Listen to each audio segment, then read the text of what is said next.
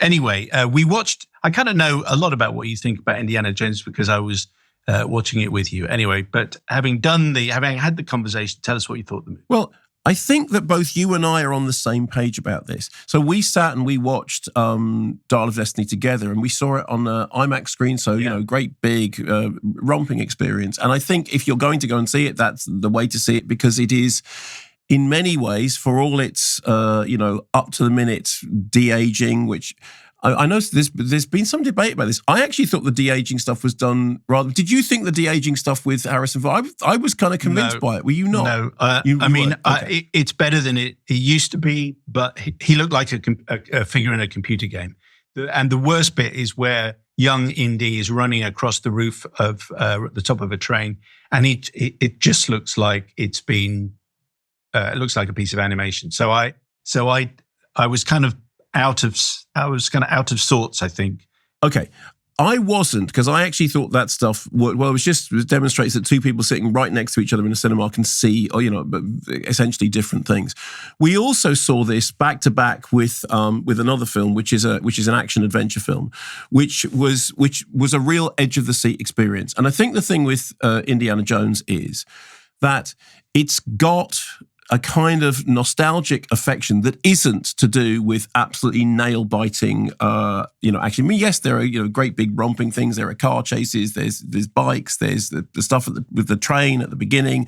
There's the two separate time periods working. But at the heart of it is a character that you have been with for a long time, to whom there is a huge amount of affection. And I think the headline thing is to say that Harrison Ford sort of earns that. I mean, Harrison Ford has reprised, Han Solo and Rick Deckard in later life incarnations, and he's done it really well. And in the case of this, the film wouldn't work if you didn't have somebody as innately likable on screen as the central character that he has created. I think the very fact that he's managed to create those three really important genre heroes is a great testament to him. I mean, there's a lot of stuff going on at the beginning, as James Mangold was saying in the interview between Indy in his prime and Indy now. I mean, now the thing that he resembles most closely is the old guy from Up. When you first meet him, he's literally like that grouchy character banging on the neighbor's door and saying, "Can you stop making all this noise?"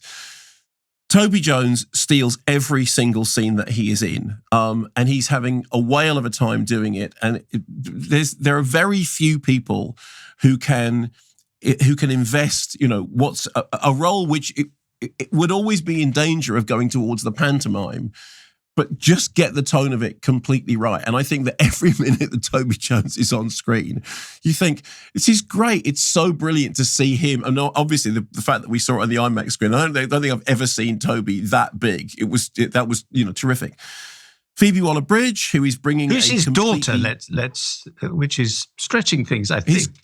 His goddaughter. Oh, goddaughter. Toby Jones. So Toby Jones's daughter. Yes, she's Toby Jones's character's daughter, but right. she's Indy's goddaughter. But the way that's set up is essentially because she's his goddaughter, there is a kind of familial relationship, which means that as they go off on this quest around the world, they can do that family infighting, even though she's technically not family, but she's a goddaughter. And there's a whole thing about, because you've been so great as a role model, as my godfather, and where have you been? Meanwhile, behind all of this, like the shark from Jaws, is, correct my pronunciation, Mads Mikkelsen, tell me how to say it again.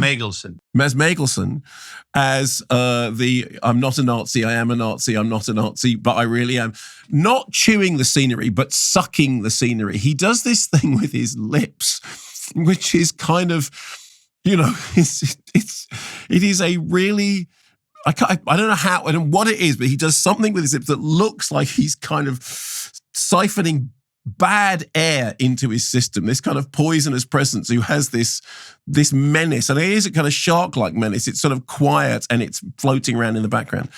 And then you have the set pieces, and the set pieces are set pieces. They're not, edge of the seat, heart thumping. That's not what they're about. They are kind of old fashioned. The thing that I ended up thinking was, all this really begins with George Lucas thinking about the serials of the 30s and 40s, the kind of cheapy B movies. And of course, when Indiana Jones when the first Raiders of the Lost Ark came out, it was a comparatively cheap movie for Steven Spielberg. I mean, compared to Close Encounters in 1941, it was a comparatively low budget movie. It was a way of him getting back to his roots. Now, these movies are, massively huge productions. And yet, oddly enough, no matter how much they end up costing, in the end, they stand or fall on whether or not you see Indy, and a part of you goes, oh. And, I've said, I have gone back and watched the other Raiders of Indiana Jones movies, and I honestly, I forgive me, I don't think they're as great as everyone remembers. But I think that there is still that affection for them because at the time we enjoy. I mean, even at the time they were nostalgic movies. That's nostalgia has been written right into the heart of them. So that was always there. The last act of that's what I wanted to mention. Okay, well, so without what would you say about? Well, my heart sank, to be honest. Because I agree with everything that you said. Harrison Ford plays a fantastic character. I've loved the films. You watch them over many, many decades. He's entitled to a final film, but that final act is so depressingly preposterous that I couldn't wait to. I thought it was such. No, come on, really? Oh, right. Jesus is here. Oh, it's not Jesus, but it's someone who's like Jesus. That was. I just thought. Oh no, please. Anyway, others may well like it. Well, yes. I mean, it is in the end with the last act. You're either going to go,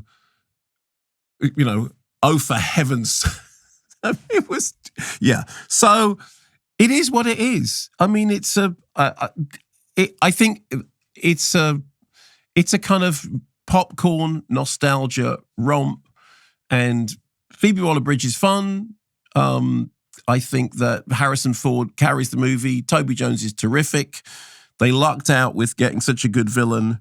The plot is all over the place. I mean, all over the place, but it does the thing that you expect. There's the chase on the train. There's the chase in the small car. There's the bit with the thing, and then there's the bit with the thing, and then there's the last the guy who isn't Jesus. There's the guy who isn't Jesus, but for all intents and purposes, might as well be. He's like Harrison Ford's Jesus, basically. That's his own personal Jesus by Depeche Mode, who were here in Copenhagen. Thanks very much for watching this video. I hope you enjoyed watching it as much as we enjoyed making it. While you're here, check out all the other videos because they're cool too, aren't they? Yeah, and if you want to keep up to date with everything Kermode and Mayo's take, then check out our social channels. I mean, why wouldn't you? I mean, I would. I have done. Excellent.